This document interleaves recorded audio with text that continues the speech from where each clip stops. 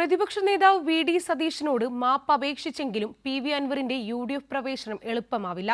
പ്രതിപക്ഷ നേതാവ് മാപ്പ് സ്വീകരിച്ചെങ്കിലും തൃണമൂൽ കോൺഗ്രസ് വഴി യു.ഡി.എഫിൽ കയറിപ്പറ്റുക വൈകും.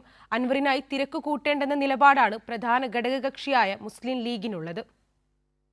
കോൺഗ്രസിൽ കെ സുധാകരനും രമേശ് ചെന്നിത്തലയുമാണ് ഇടതുമുന്നണി പുറത്താക്കിയ പി.വി. അൻവറിനോട് അനുഭാവം കാണിച്ചത്. യു.ഡി.എഫിന് നിരുപാധിക പിന്തുണ പ്രഖ്യാപിച്ചു നടത്തിയ വാർത്താ സമ്മേളനത്തിലും കോൺഗ്രസിൽ ഭിന്നതയും യു.ഡി.എഫിൽ ആശയക്കുഴപ്പവും ഉണ്ടാക്കാൻ ശ്രമിച്ച അൻവർ രാഷ്ട്രീയ പക്വത കാണിച്ചില്ലെന്നാണ് കോൺഗ്രസ് നേതൃത്വത്തിന്റെ പൊതുവായ വിലയിരുത്തൽ.